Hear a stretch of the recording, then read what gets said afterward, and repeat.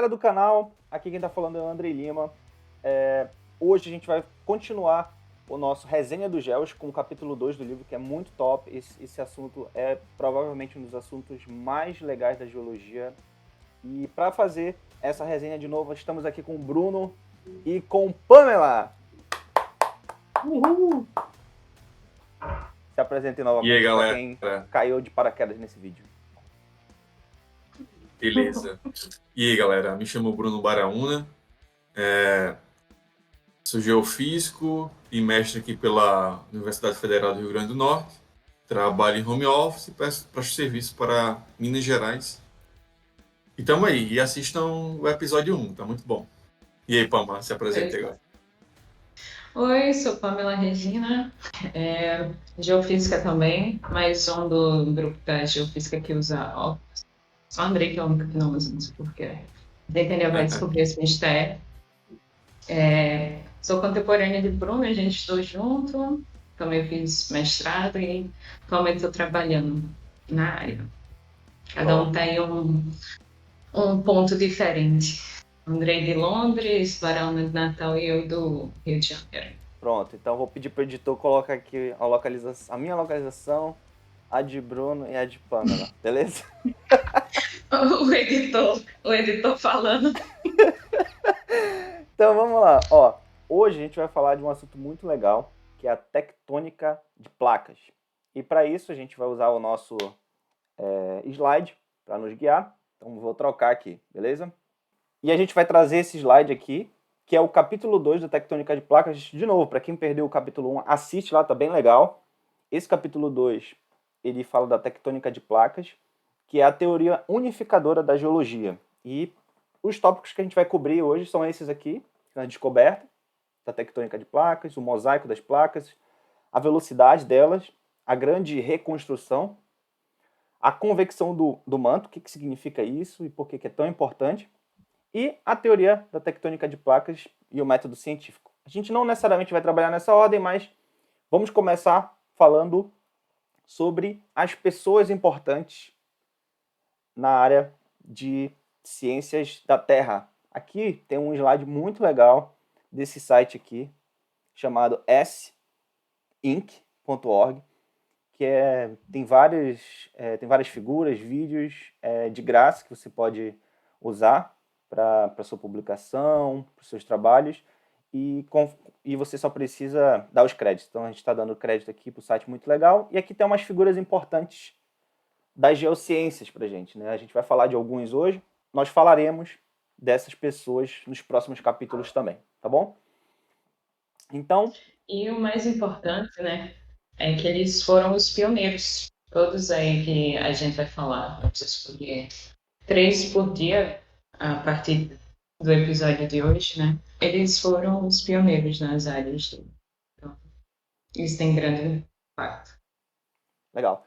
Hoje eu vou falar do Alfred Wegener, né, o Alfredinho. Bruno vai falar da Marie Tarp, sei lá como eu falo. E Pamela vai falar da Inga Lehmann. Então... Eu ia inglês, mas é isso aí. Então, se a gente quiser começar, a gente pode já começar por eles, né? Vamos começar por eles? Perfeito, concordo. Pode ir. Comece por Wegener. O Alfred, que é nome de mordomo, mas foi um cara muito importante, em 1915, ele descobriu, ele formulou, né, baseado nas observações dele, uma teoria chamada de Continental Drift, que na tradução seria deriva continental. Então ele é um cara muito importante para essa teoria, porque ele foi um dos primeiros a escrever sobre isso, a documentar, a criar artigos sobre. Algo que hoje a gente olha no nosso planeta e olha o mapa mundi e a gente vê, poxa, parece que um quebra-cabeça, parece que os continentes se encaixam. E ele percebeu isso muito tempo atrás, e ele foi um dos primeiros a organizar documentos e experimentos paleontológicos nos dois lados dos continentes e percebeu que existem fósseis de organismos que só poderiam existir se um dia esses continentes estivessem juntos, né? E ele que, por exemplo, disse que existiu um supercontinente chamado Pangeia antes dos continentes se abrirem e se movimentarem da maneira como eles estão configurados hoje. Então esse é mais ou menos um resumo dele. Foi um alemão que foi crucial para a descoberta da tectônica de placas, né? Então era isso que eu tinha para falar do Alfredinho.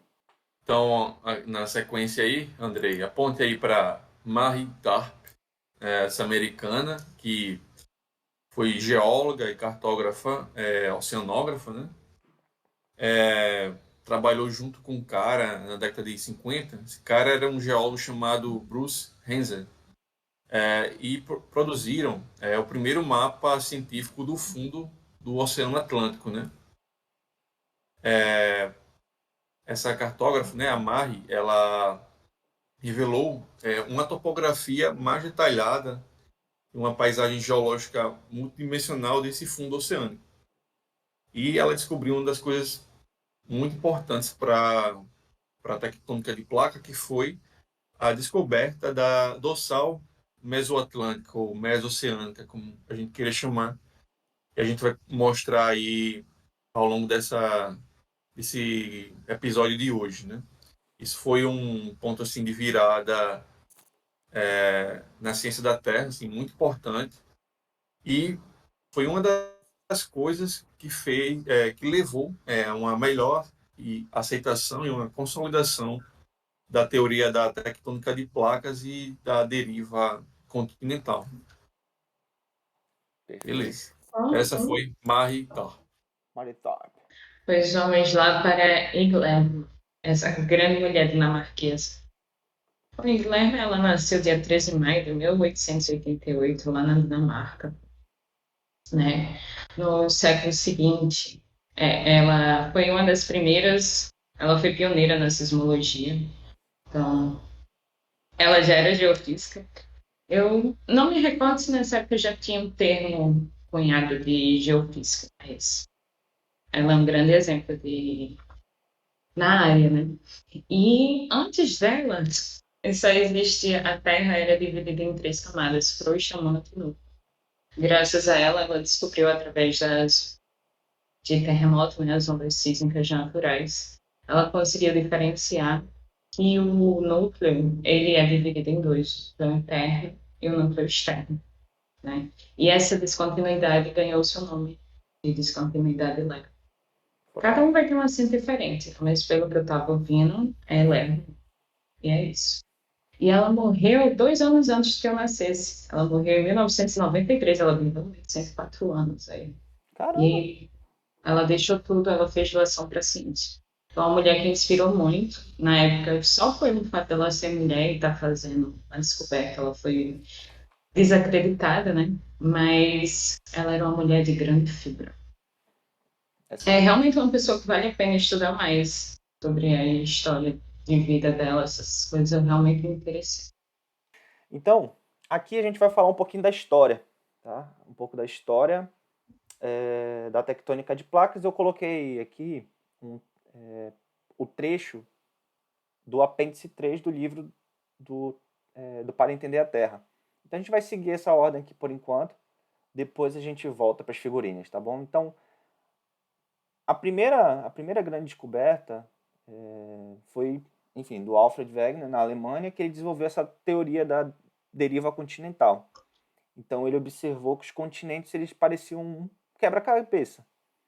E aí depois outras pessoas começaram a contribuir, tá bom? Então temos aqui o Arthur Holmes, que ele propôs que essa deriva continental era controlada por correntes de convecção no manto. A gente já vai falar sobre isso. E aí depois começaram várias medições de vários instrumentos que até hoje nós usamos. Então, as sondagens sonoras, magnetômetros, batimetria, enfim. E outras pessoas contribuíram também. Por exemplo, o Hugo Benioff, que ele descobriu uma relação entre os terremotos profundos que existiam nas placas subductadas. Quase não sai. Aí os estudos do paleomagnetismo também contribuíram.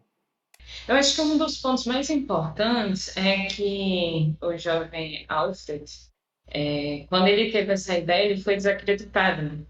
E foi chamado assim, poesia geológica na época, porque realmente ele não tinha um embasamento muito forte para conseguir sustentar a sua hipótese, né? Então ele foi totalmente descredibilizado. E só que com mais estudos, quando veio a guerra e começou a estudar o fundo oceânico, né, que foi descoberto as costuras da Terra, vamos dizer assim, de uma forma mais coloquial. Quando isso foi descoberto, foi sendo mais investigado, foram fazendo medições com realmente equipamentos, foi que a ideia dele começou a se sustentar e se justificar, e aí poder se levar adiante, né? Mas antes, nem tudo é tão linear assim. Começou com a ideia e depois foi descredibilizado. Então, meio que voltou para cá, porque não, ele tinha algumas coisas, né, de avaliar o contorno dos continentes, de ver animais em continentes distintos, mas que eram os mesmos, né? E se perguntando por que isso, se isso só aconteceria se em algum momento tivesse todo mundo junto.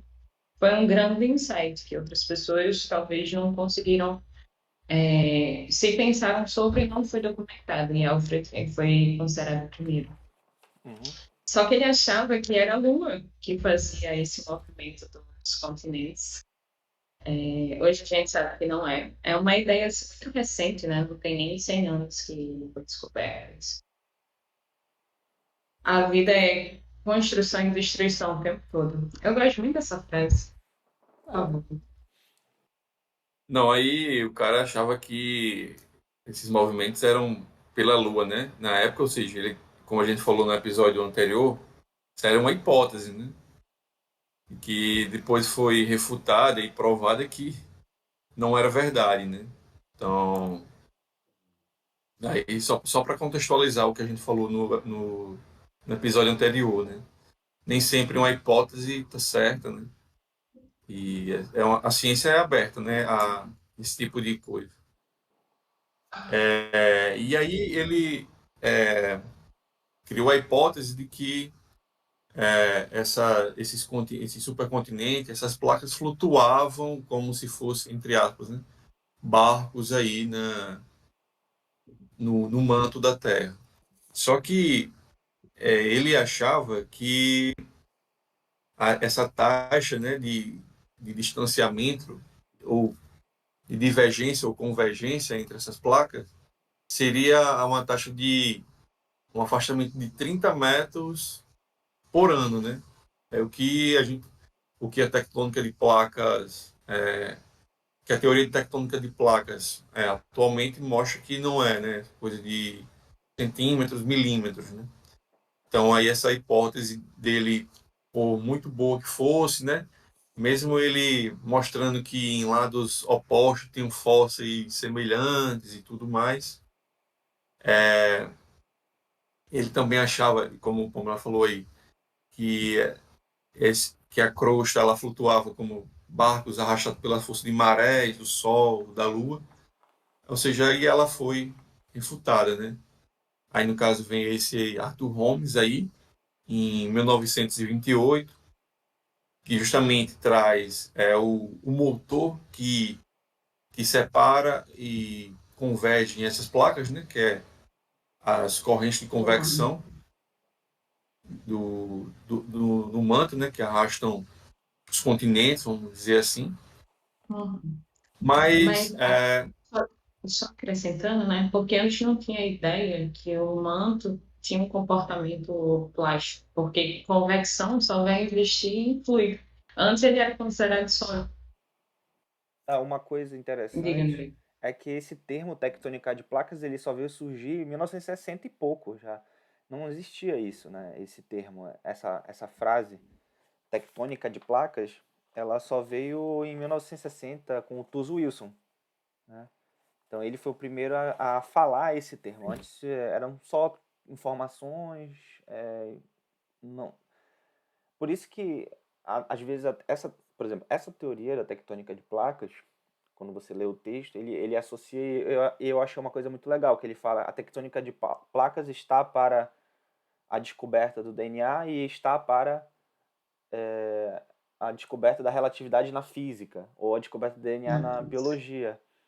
Então é uma coisa meio que é uma amaranhada de informações organizadas que, enfim, virou uma teoria, né? Então eu achei legal, e é importante falar isso. Pois é. No caso, em 1900 assim, durante a Segunda Guerra Mundial, né, os países querendo provar quem era o bonzão da história, então houve muita exploração do fundo oceânico, né, e com isso vieram muitas descobertas importantes, como a da Marie Curie e outros cientistas, né. Por exemplo, em 1947, pouco depois da Segunda Guerra começar, então um cara chamado, um geólogo chamado Maurice, descobriu, né, que o fundo oceânico é formado por basalto novo e não por granito antigo, como pensavam os geólogos, né? Ou seja, havia aí um derrame de lava, assim, em algum lugar, né?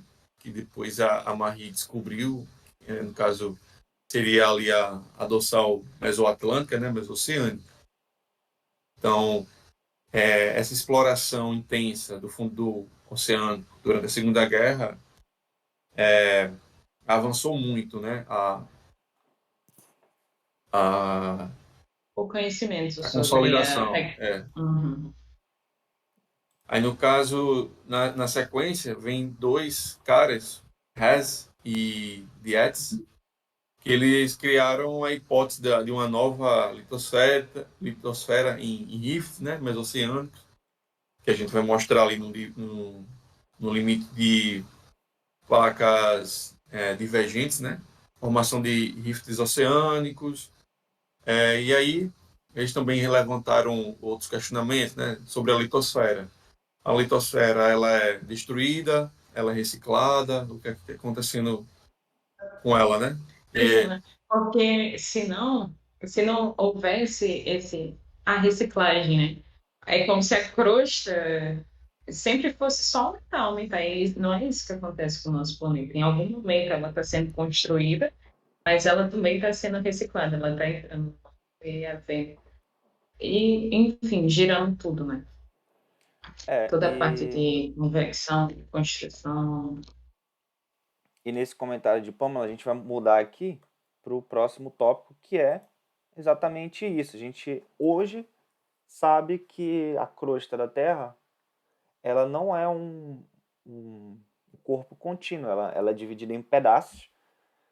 Nós temos vários pedaços, aproximadamente, acho que são 13 muito grandes e 12. 12 Uhum. e alguns E um outros pequenininho. menores, né? É, E Placa Juan de Fuca e outras placas, né? isso.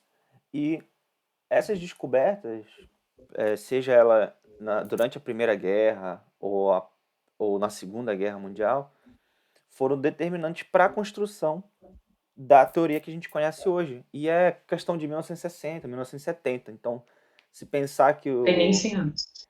se pensar que, por exemplo, meu pai, ele é de 1970. Então, o meu pai provavelmente nunca ouviu falar disso aqui. A minha avó piorou, ela nunca nem ouviu falar, não faz a mínima ideia de, por exemplo, por que que no Japão tem tanto terremoto. Ela não entende que por que que no Brasil quase não tem terremotos, enquanto que no Japão a cada ano tem pelo menos um ou dois, às vezes tem vários tsunamis, ela não consegue entender isso. Por quê? Porque é uma teoria relativamente nova,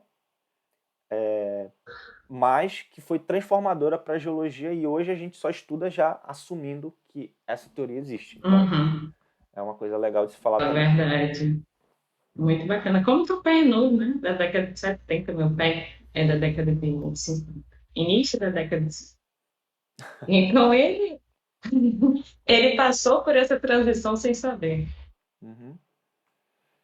E aqui a gente pode começar a falar dos mecanismos, né? Bruno falou que antes o cara lá achava que eram como barcos jogados ao mar, flutuando no manto, né?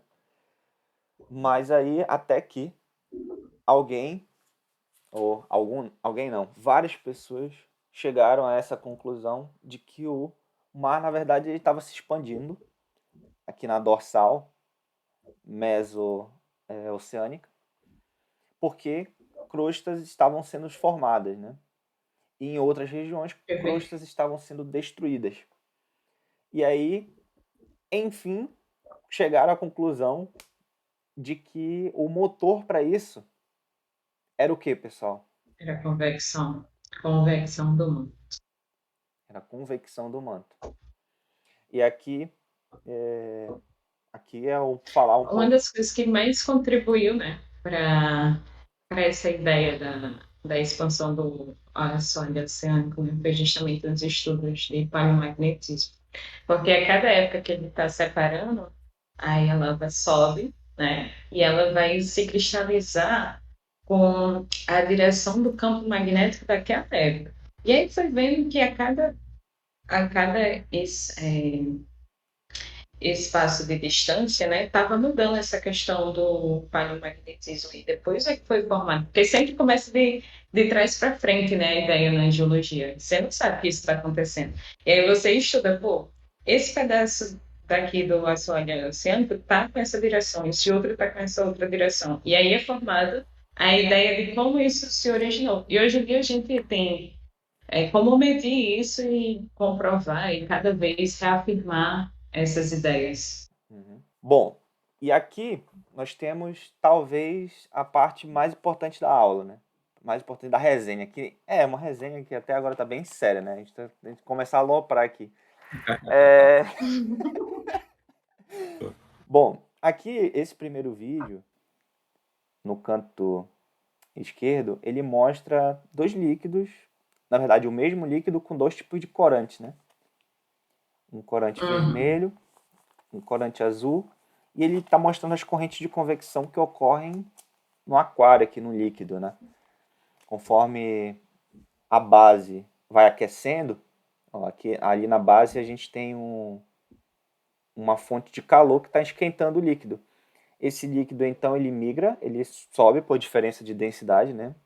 E aí existe esse fluxo devido à convecção. Isso aqui é uma maneira de fluxo de calor, porque o que é mais denso, o que é mais quente acaba aumentando o volume, diminui a densidade, e essa diminuição de densidade faz com que o líquido suba. Isso dá. Perfeito. Então, essa aqui E é a gente tem literalmente nosso reatorzinho nuclear. Nosso Quando ele chega lá em cima, sobe, e aí ele começa. Aí há uma nova troca de calor, o que está mais volumoso, né? Menos denso, começa a ver essa. Ele vai ficar mais frio, né? E por tabela ele vai ficar mais denso e vai descer ali, ó. Vejam ali no canto superior esquerdo do vídeo, ou seja, ele sobe e depois ele desce. E aí, como a gente tem vai essa diferença entre movimentando. o núcleo mais quente e o manto, né? No caso, mais frio, vamos dizer assim, há um contraste de temperatura. Então, sempre que ele chega lá em cima, ele, ele chega menos denso, mas aí ele fica mais denso e desce. E, e aí a gente tem essa corrente contínua, né? E não sei se perceberam, mas o líquido, quando ele sobe, ele está quente lá em cima, ele se movimenta lateralmente. É isso que é o mais importante, talvez, para entender esse fenômeno do movimento das placas. As placas, elas não são a placa lisa, ela não é uma coisa lisa que o líquido vai passar e não vai fazer qualquer contato. Não, ela tem protuberâncias, tem rugosidades. Então, onde nós temos as Isso. montanhas, embaixo nós temos uma rugosidade, assim como um iceberg, né? O que está apontado para cima. Exatamente. É um terço em cima. Isso, uma parte Um está em terço para cima, cima, dois terços. uma parte está embaixo, o que faz com que exista um ponto de apoio para que essa placa seja arrastada lateralmente. Então, isso é muito importante para entender esse movimento da convecção. Tá, antes de eu voltar aqui e continuar nesse vídeo, deixa eu fazer o corte aqui. Corta, editor. E aqui, pessoal, eu tenho uma lava lamp, né, que está tentando explicar como que as rochas, por exemplo, migram no interior da Terra. Alguém quer explicar isso aqui para o pessoal, gente, enquanto eu seguro? Então, o nosso manto, ele tem um comportamento plástico, mas em alguns pontos ele é líquido, né? Que são nos pontos de hotspot, onde tem menor pressão. E o conteúdo ali do nosso núcleo, ele consegue acender, né? E passar por esses meios. E é justamente isso aí que a gente consegue exemplificar com essa lava lamp. Ele vai acendendo. Cara, é muito bonito esse movimento. Só não é bonito estar perto quando isso está acontecendo, né? É. Ali perto do dedo de Andrei, a gente pode imaginar que seja o núcleo, né, mais quente. Aí o manto ali, ou o material, o magma, ele vai ficar mais quente, vai expandir, né, vai ficar menos denso, e aí daí ele sobe. Só que lá em cima, onde Andrei está apontando, ele não tem uma fonte de calor, vamos dizer assim. Quer dizer, até existe, né? É quente também, mas é mais frio. E daí o magma ele vai diminuir de volume, vai ficar mais denso. Daí ele vai descer, né? E daí vocês vejam esse movimento contínuo, até seja no caso ali a nossa fonte é o núcleo, né? O de Andrei aí é uma fonte deve ter uma serpentina, É uma tá lâmpada. ligado na energia elétrica. É uma lâmpada. Isso. É uma lâmpada aí, tal. Tá fornecendo ali a energia, né? Então, E uma Para coisa, acontecer essa convecção. e uma coisa interessante é que, por exemplo, em alguns pontos do planeta a gente tem uma anomalia muito parecida com essa, onde tem uma região do manto ali que tem conexão diretamente com o núcleo da Terra, que consegue levar essa lava em uma altura muito, muito, muito alta, que vai empilhando na superfície do fundo do mar, vai criando várias erupções vulcânicas até que formam-se ilhas. Por exemplo, o Havaí, ilhas. acho que Fernando de Noronha também. Fernando de Noronha também. Fernando de Noronha, tem umas ilhas ali, as Ilhas Canárias. Então tem várias ilhas muito bonitas que são formadas assim também. Então, isso é uma coisa legal de falar. Tá, então corte. Agora, não, a gente mostrou aí que a Terra tem vamos dizer assim, um motor, né? Que arrasta, que converge, que separa os continentes, né? Que é a convecção. Daí agora a gente vai chegar, vamos detalhar um pouquinho mais, né? Como isso acontece, né? Nos limites dessas placas tectônicas, né? Legal. Então, a gente tem três limites aí. São os limites convergentes, divergentes e transformantes. Mas, antes de tudo, explicar os limites aqui, como a gente falou anteriormente, não teria como a crosta fosse ser criada indefinitivamente. Em algum ponto, ela precisa ser reciclada. Então, é por isso que a gente tem o limite divergente, onde se formam os oceanos, né?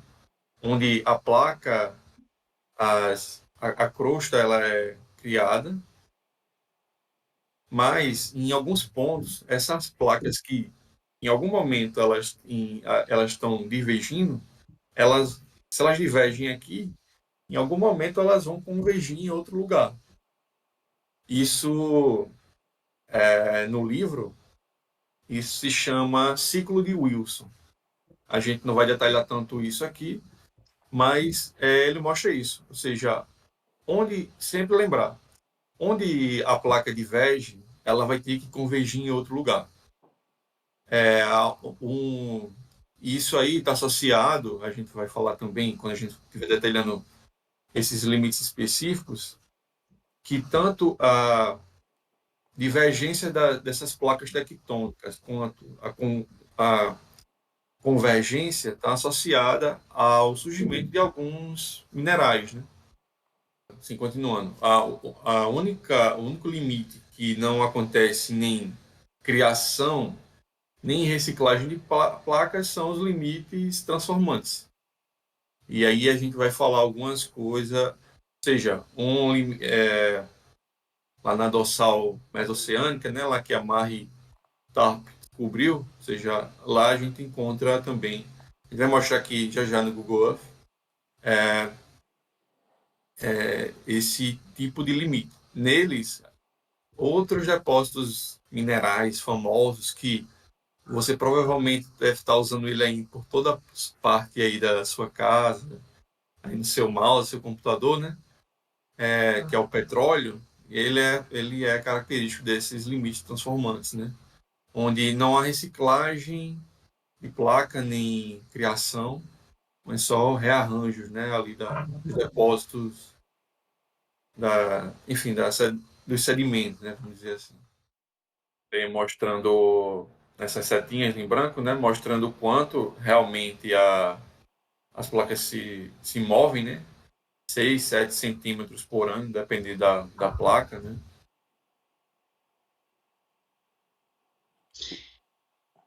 E, Então, ele está mostrando aí os terremotos de até 70 quilômetros, a densidade de terremotos que tem, né, nessa profundidade e nessa região, e depois os terremotos mais profundos, de 70 a 300 quilômetros, que acontecem no limite da borda da placa do Pacífico, que está subtropicando a outra. E quando a placa está sendo subtropicada, ela está carregando também uma parte da água do oceano, que nesse ponto onde ele está evidenciando, vai diminuir o ponto de pressão e vai deixar o manto mais fluido, né? E esse manto mais fluido, ele vai acender. E como ele também está em choque, ali vai criando as cadeias orogenéticas, né? Vai criando os vulcões, vai fazendo toda essa parte aí nessa região do Pacífico de subdução. Por isso que é tanto terremoto quanto vulcão. É uma parte, segundo assim, extremamente ativa esses limites convergentes, né? Só para. Uhum. nos limites convergentes. E uma coisa que é, assim, pra gente que mora no Brasil, a gente não percebe tanto isso porque a gente não mora num limite de placa. Então, pra gente é meio que assim, não faz tanta diferença, né? A gente não percebe, por exemplo, terremoto, não tem vulcão, não tem nada assim geologicamente muito ativo, a não ser as barragens, que são tem outros problemas causados por elas, mas o limite mesmo de placa, a gente está bem longe de um, então a gente dificilmente consegue ver o efeito disso. Então, por isso que parece um pouco distante para a gente, mas se a gente pensar que um dia nós estávamos juntos e as placas se moveram, é importante que a gente saiba de onde que essas placas estavam, porque se a gente consegue associar a formação de certos minerais durante a abertura de um oceano, por exemplo, a gente sabe que durante a abertura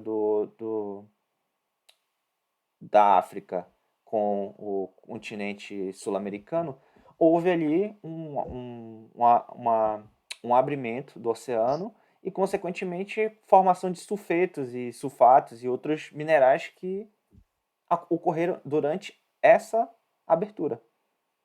Então, isso é importante também, entender que os limites, eles, como o Bruno falou, estão associados a certas formações minerais. Então, mesmo que hoje não importe tanto para a gente, em algum momento isso importou e em algum momento na história geológica se formaram esses depósitos minerais que hoje em dia a gente extrai de Carajás, de outros lugares ali de Minas Gerais. Então, isso é importante. Hum. Normalmente a gente, né, aqui a gente não sofre com essa questão, como o Andrei falou, que a gente está bem no centro da placa sul-americana, né? Bem distante está o limite divergente e lá nos Andes está o limite convergente, então bem distante da gente, né? Principalmente que mora no litoral leste. Mas assim, a gente em Natal, a gente até já sentiu já terremoto de João Câmara, porque não é só os limites de placa, né, que geram terremotos. O Andrei falou aí da questão das barragens, que também podem gerar terremotos. Quanto fraquezas da própria crosta continental, que é o que acontece lá em João Câmara.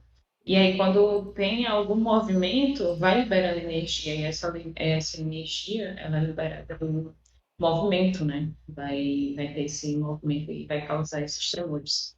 Teve uma vez, eu acho que foi em 2014, por volta das 10 horas da manhã, foi a primeira vez que eu senti um terremoto.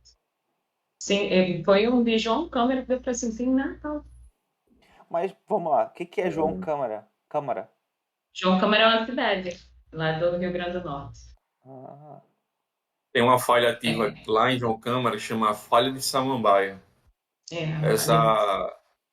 Essa, essa falha já gerou, tipo assim, a destruição de um terremoto. Tipo assim, a gente pode ter um terremoto de uma grande magnitude, mas vamos supor, só uma hipótese, que fosse no deserto. Então, a destruição é zero, não tem nenhuma construção lá. Então, pode ser que uma cidade como Taiwan, como a gente viu, que as edificações são preparadas para grandes, para terremotos de grande magnitude, eles não sofrem destruição, tanto impacto como uma cidade interior.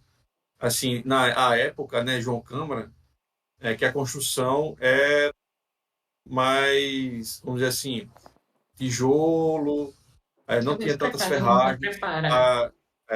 As estruturas eram baseadas em alvenaria. Se a gente for numa casa antiga de interior, a gente vai ver umas paredes mais grossas, ou seja, não, as estruturas não eram preparadas. Então, houve um terremoto um pouco, uma magnitude considerável em João Câmara, e algumas casas foram meio que destruídas porque não tinham capacidade de suportar tamanha vibração, né? Então, a gente sente até hoje, assim, uma certa frequência, vamos dizer assim. Isso é sismos dessas falhas, né? Devido a esforços internos nessas placas, né? Não é um limite, mas há esforços na placa que geram esses pequenos sismos em placas, nessas falhas, né? legal. Eu tenho um vídeo aqui para mostrar é, esse exemplo do limite convergente, onde a gente tem uma placa oceânica que vai ser subduzida sobre uma placa continental. E aí, deixa eu mostrar aqui para vocês. Então, combinado aí. Então, aqui a gente está mostrando aqui, ó, a gente tem uma placa oceânica, tem a placa continental. Aqui está uma cidade e tal. Essa placa aqui, ó, ela vai ser subduzida. E essa aqui vai ser nossa placa cavalgante, né? Essa aqui ela vai ser reciclada e, e essa aqui, ela, como ela está sendo subduzida aqui, aqui vai forma-se uma cadeia de montanhas geralmente, né? Como a gente vai mostrar logo à frente. Então, o que está acontecendo? Ó, essa placa, esse movimento, né, que a gente colocou lá 6, 7 centímetros por ano, e elas vão o quê? Elas vão acumulando energia. Às vezes, a liberação... Veja, aqui a gente tem uma cidade, né? Por exemplo, algumas edificações aqui. A liberação, às vezes, ela tem uma liberação menor, a gente chama de sismo, mas em tempos maiores, né, em range de tempo maiores, intervalos maiores de tempo, há uma maior acumulação de energia, né, gerando esses terremotos de magnitude históricas, né? Tipo, como foi no Chile e tudo mais. Então, ó, isso aqui é só uma simulação, né, dessas placas aí em ação. Não, volta lá, volta lá. Aí Esse vídeo é maravilhoso, é caramba. muito legal. E nisso aqui a gente já pode explicar também por que que ocorre tsunamis, né? Uhum, Como a perfeito. placa ela se movimenta para cima e para baixo, ela movimenta uma coluna imensa de água, né? E essa coluna imensa de água, mesmo que ela se movimente alguns centímetros para cima, mas essa energia ela vai ter que se disseminar para os lados. E aí nessa disseminação para o lado, ela chega na costa com uma velocidade absurda, mas aí troca-se energia cinética por energia potencial na borda da praia, né? E aí vem os tsunamis, que são as ondas gigantes. Então, nesse mesmo vídeo aqui a gente pode explicar por que que as fossas marianas são os lugares é o lugar mais profundo que a gente tem hoje na Terra, porque é o encontro de duas placas. Aqui, no caso, é uma oceânica e uma continental, a representação. Mas se fosse duas oceânicas, que já são muito fundas, elas vão para uma região ainda mais funda, que vai dar origem às fossas marianas. É exatamente isso aqui, né? Ó. Veja que a gente tem uma convergência, né? De duas placas. Imagine que se fosse duas oceânicas, né? Seria é, a criação dessa fossa aqui. Nos limites oceano continental, né? No limite convergente oceano continental, também é criada uma fossa. Só que, como a placa ela é subduzida, a criação da fossa ela não é tão proeminente como a gente vê nas placas oceânicas que tem uma densidade maior. Aqui, como a gente tem uma placa continental com mais sílica, né, com materiais menos densos, é difícil a gente conseguir afundá-la, né, vamos dizer assim. Ou seja, quando essa placa é subduzida aqui, há um soerguimento de montanhas, né? Como Pamela falou, a água que vem sendo trazida aqui, ela, sob pressão, né? Ela funde lá o manto e como isso aqui é contínuo, né? De tempos em tempos a gente vê atividade vulcânica nesses tipos de limites convergentes, né? Uma outra coisa legal para falar nessa mesma figura ainda é que, por exemplo, o lado esquerdo ele é mais novo que o lado direito. Por que que a gente sabe disso? Porque o Uhum. lado esquerdo ele vai sendo reciclado, enquanto que o lado Consumir. direito ele vai sendo amalgamado, que a gente chama, né? As massas elas vão grudando e Uhum. vão engrossando a espessura da crosta continental. Então, essa é uma outra diferença que a gente tem. Onde há esses volumes enormes de montanhas, dessas formações orogenéticas, é porque tem uma massa gigantesca embaixo também. A gente não vê, a gente só vê a parte de cima, mas embaixo também está bem amalgamada. Então, a, a espessura máxima, mais ou menos, da crosta continental, ela chega mais ou menos em 100 quilômetros. Então, 100 quilômetros de massa, de um topo a topo. Enquanto que a crosta oceânica, a gente está falando ali de, 10, 8 quilômetros de espessura no máximo. Quilômetros só de espessura. Exato. E para que tem 100 para cima, tem 200 para baixo, né? A crosta continental. E ela também, por ser mais densa, ela vai ser. E por ser mais densa, tem a tendência maior a subir do que tá, do que a crosta oceânica, né? Ou do que a crosta continental. Ela está sempre sendo reciclada, né? O que é mais antigo realmente está ficando na crosta continental. Então aqui, essa imagem ela é meio que um resumo do que a gente falou até o momento, falando dos tsunamis, das consequências que esses fenômenos é, se traduzem na nossa vida, né?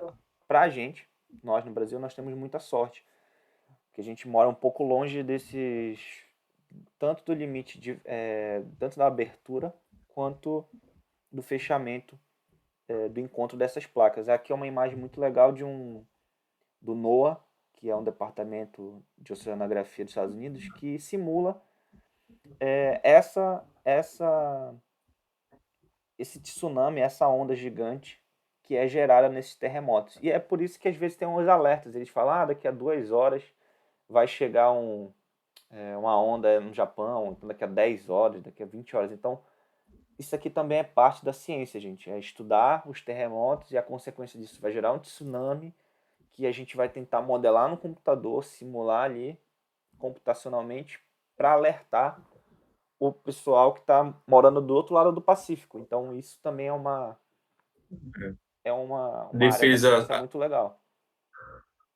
a defesa civil dos países, né, tomam essas modelagens como a modelagem, né, dessas ondas, das ondas sísmicas, né, elas servem para, assim, é um objeto de segurança, né? Por exemplo, se a gente, vamos supor, a quantos quilômetros a onda vai chegar, enfim, entre outros parâmetros que a gente pode identificar com essa modelagem. Então, a defesa civil desses países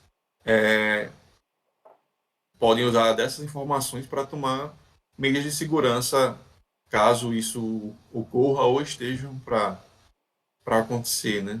Uhum. Então, a modelagem ela serve para os governos, empresas, enfim, se prepararem para possíveis catástrofes, né? E salvar vidas, né? Isso serve tanto para Exatamente. Agora, tsunami, serve, por exemplo, para fenômenos na região do sistema do clima, né? Por exemplo, tornados. Então, a galera de meteorologia ela fica mais nessa simulação dos tornados, quando é que vai chegar, com que força. O pessoal da oceanografia na questão dos tsunamis, o pessoal da sísmica, ou da geofísica, eles ainda não encontraram uma maneira de prever terremotos, então é uma área muito nova que tem muito espaço para a galera estudar. Então é por isso que a gente fez também esse conteúdo aqui, para incentivar a galera a gostar dessa área, estudar sobre isso, né? exato. É justamente o link que eu vou fazer, né? Voltando lá para minha cientista de hoje, Guilherme. Na época, né, acontecia muitos terremotos lá na Dinamarca. Então, ela justamente foi para essa área, para estudar essa área, para tentar prever os terremotos. E a gente não consegue fazer isso até hoje. Mas ela é uma mulher de fibra. Ela foi tentar fazer isso e ela acabou descobrindo, né, que existia um núcleo interno e um núcleo externo.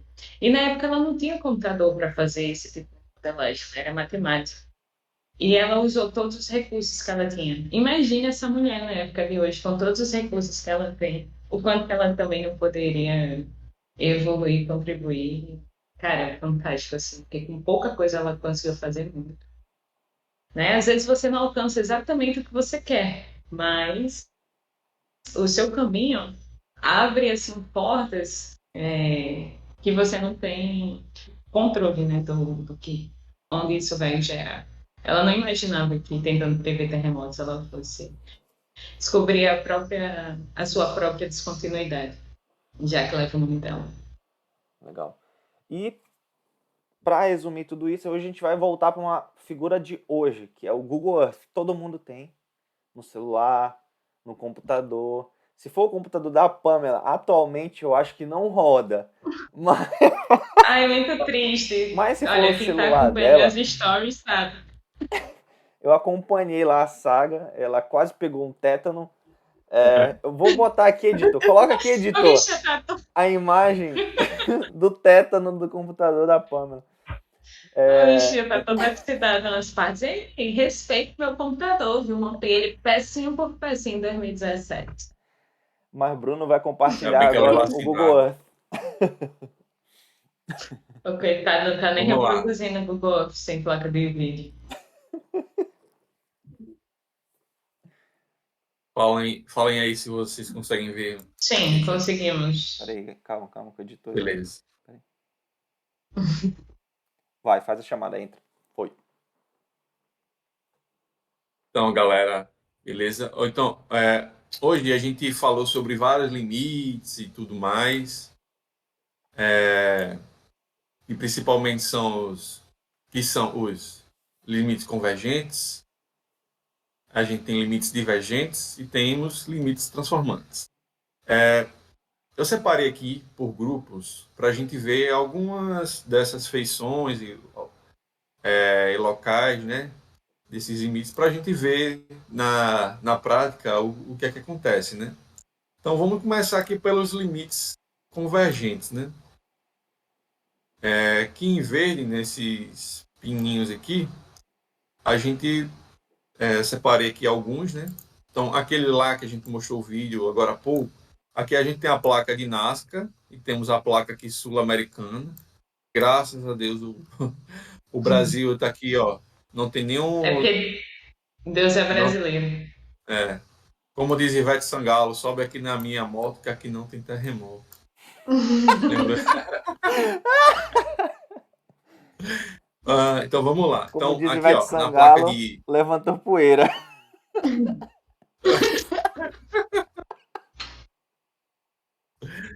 Então vamos lá. Então aqui a gente tem a placa de Nazca, que é a nossa placa continental, a placa de Nazca, né? Oceânica aqui. Tem nossa placa continental aqui, a placa sul-americana. E aqui a gente tem um limite convergente. Vocês olhando assim de cima, vocês estão vendo aqui uma coisa mais escura, que são as forças oceânicas que esses limites convergentes causam, né? Então, como a gente mostrou anteriormente, essa placa aqui, ela está subduzindo, né?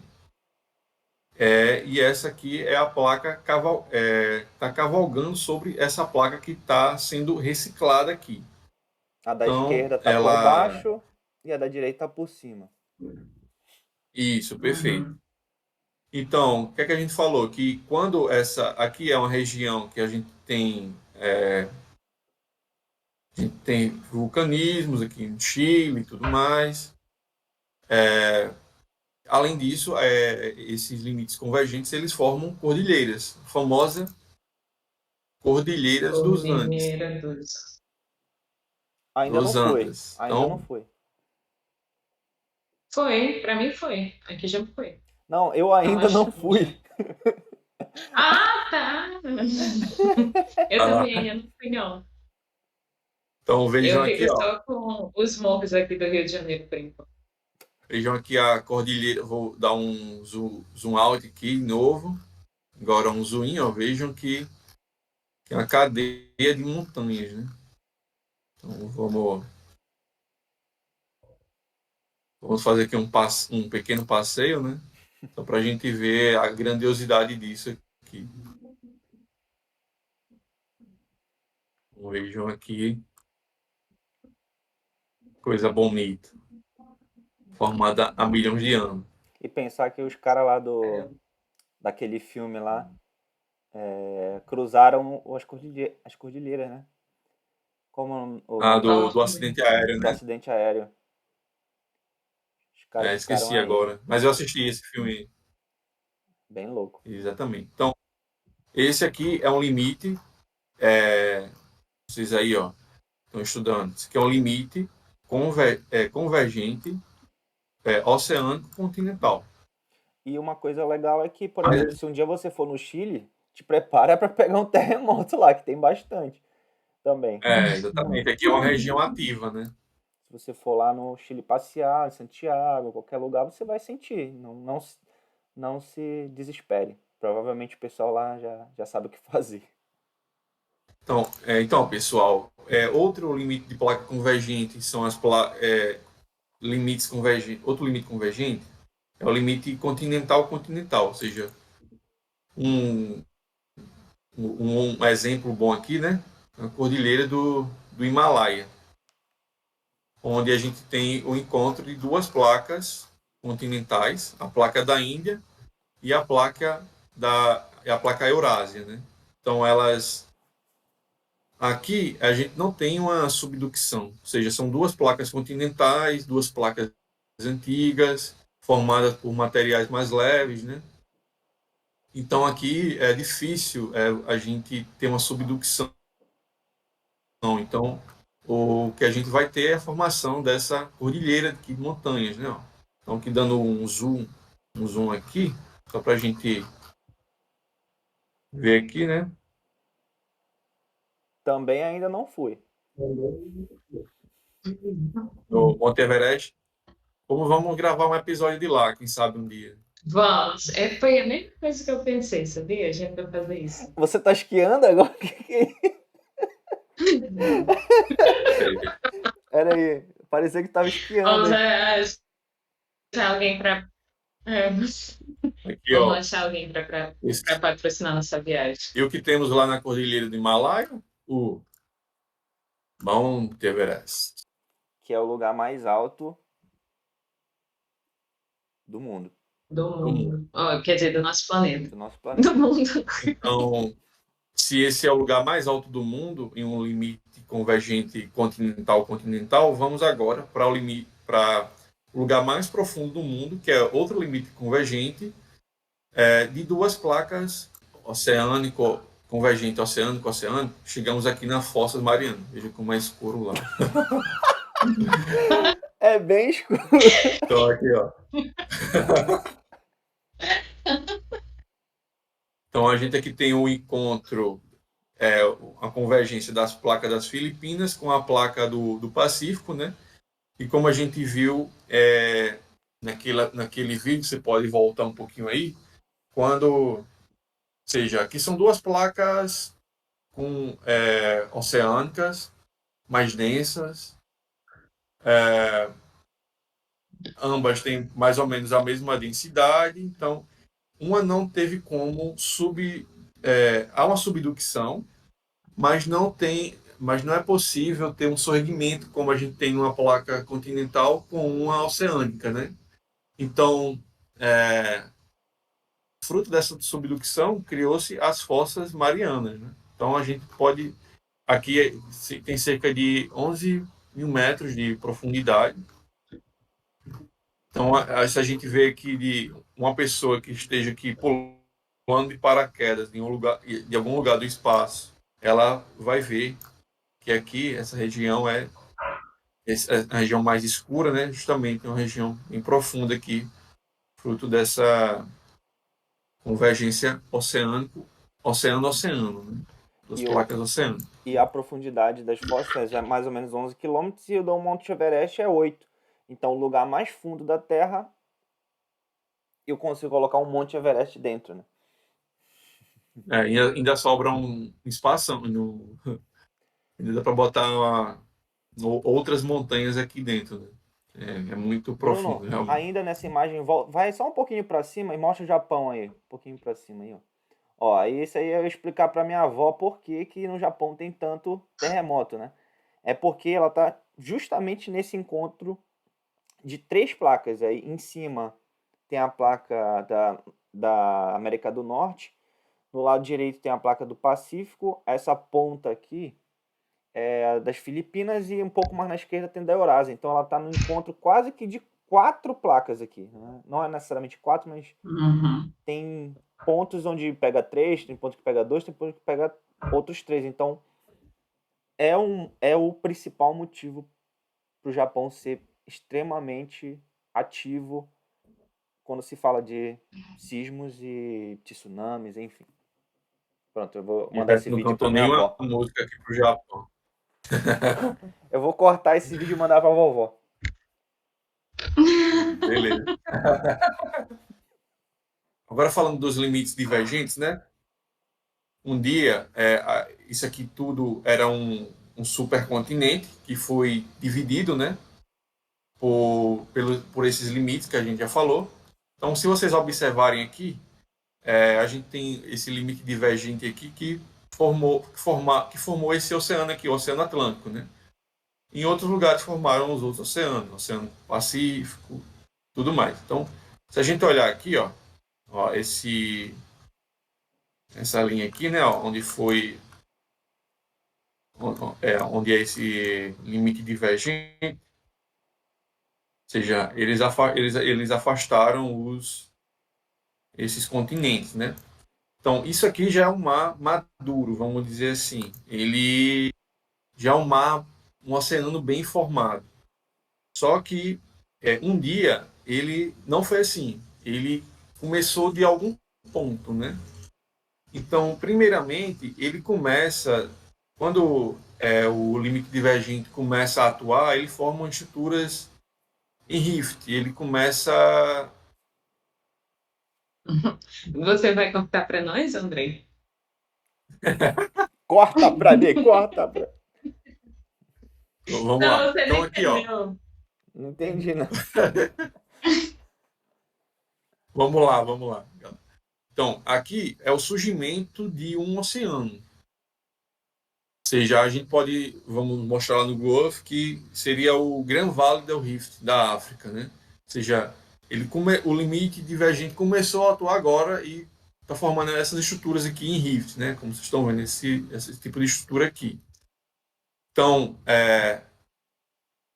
depois, na nova fase, ele começa, essa estrutura aqui, ela começa a abrir mais, o magma começa a ser derramado aqui e forma, a gente vai ver aqui a região do Mar Morto. Ou seja, ele é um estágio a mais desses limites divergentes.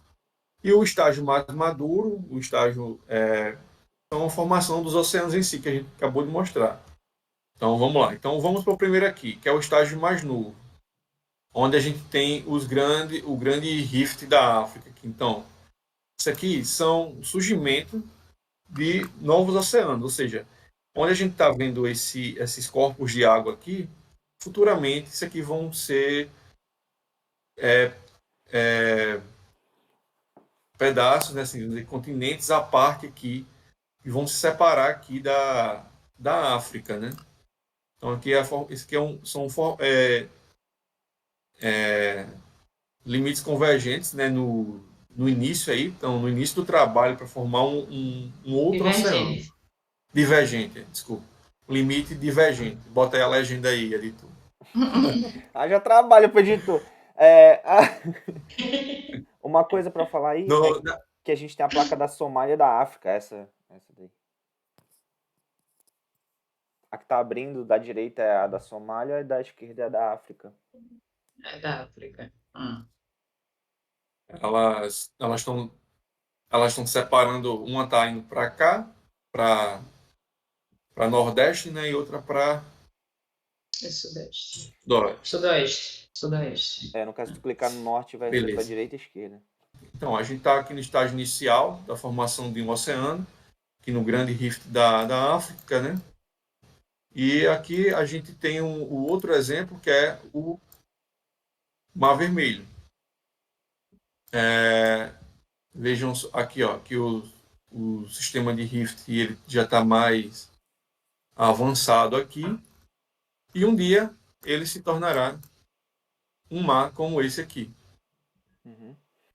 Subindo aí na dorsal mesoatlântica, né, a gente vai se deparar com a Islândia, né, que está em constante crescimento, mas nesse caso é crescimento de continente mesmo, porque ela está entre o limite, né, de uma placa e outra, então ela está aumentando a sua área continental constantemente, né? E uma curiosidade dela é que ela tem uma praia de areia preta.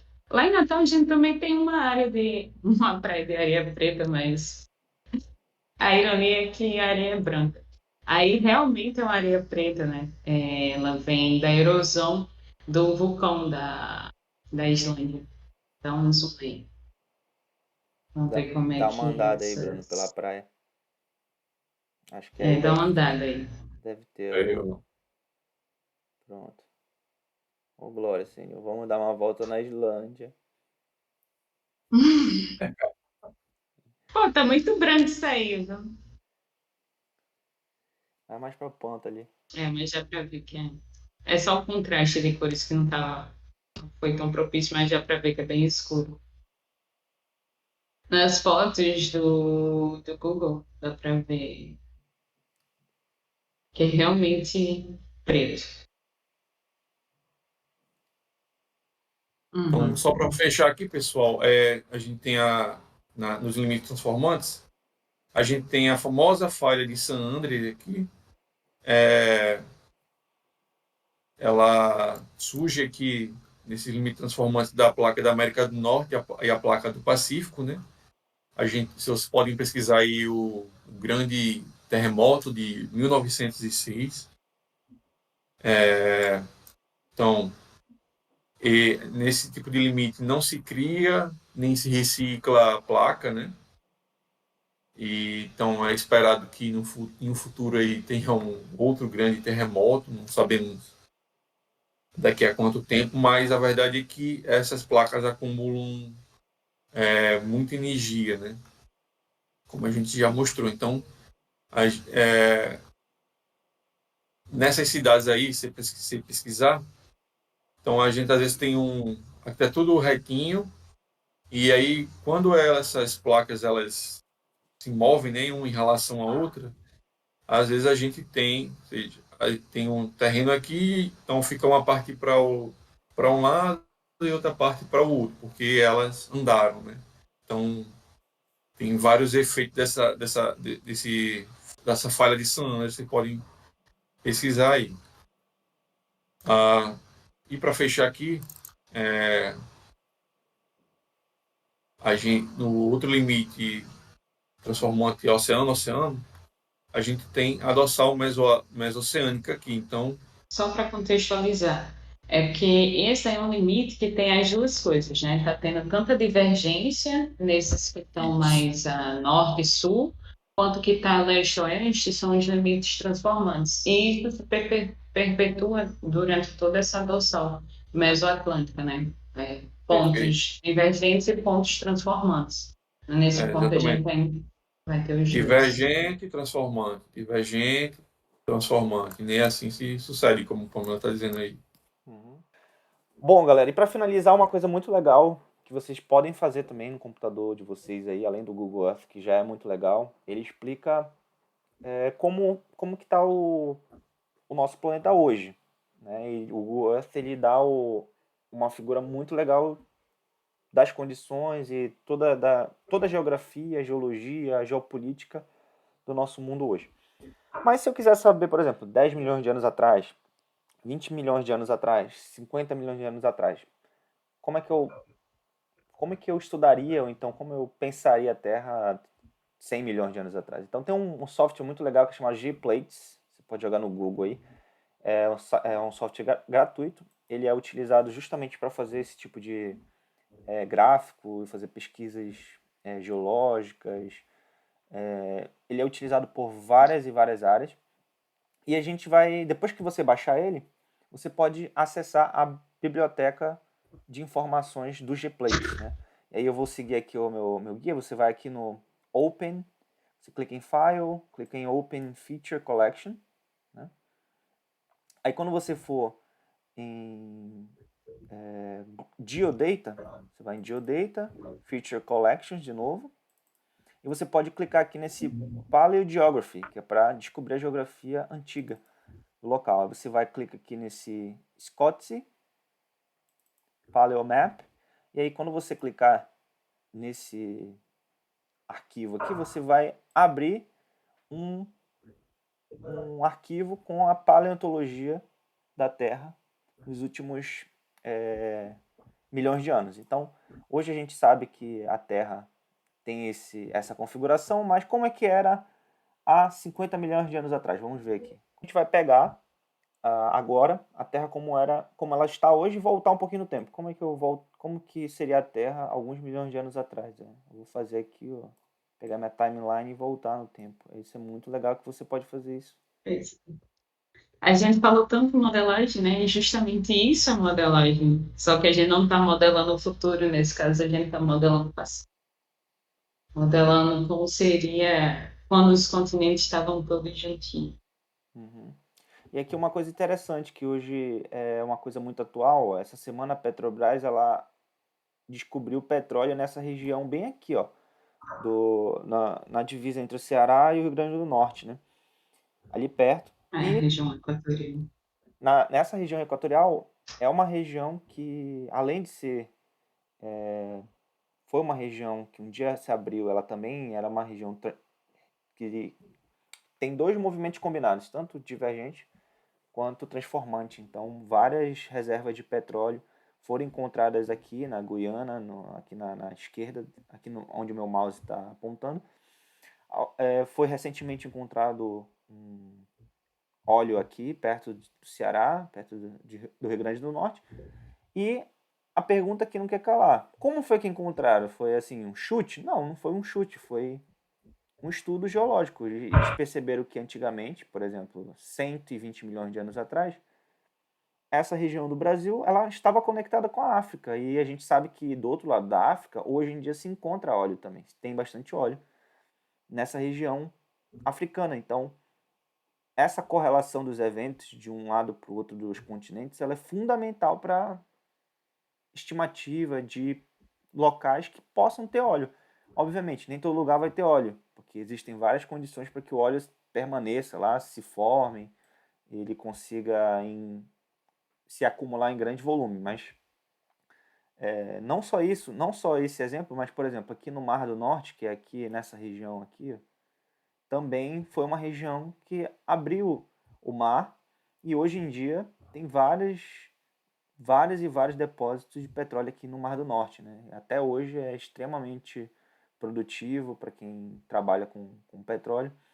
E a diferença, por exemplo, aqui do Brasil para essa região do Mar do Norte é que aqui o oceano é muito raso, é questão de metros, 100, 200 metros de profundidade de água. Aqui é um pouco mais fundo, então a dificuldade de encontrar petróleo ela é um pouco maior, né? Então aqui é bem mais raso, o Mar do Norte é bem mais raso se comparado com o Mar Atlântico. Então essa reconstrução, essa modelagem geológica, no caso aqui, talvez seja um dos trunfos mais legais da geologia, né?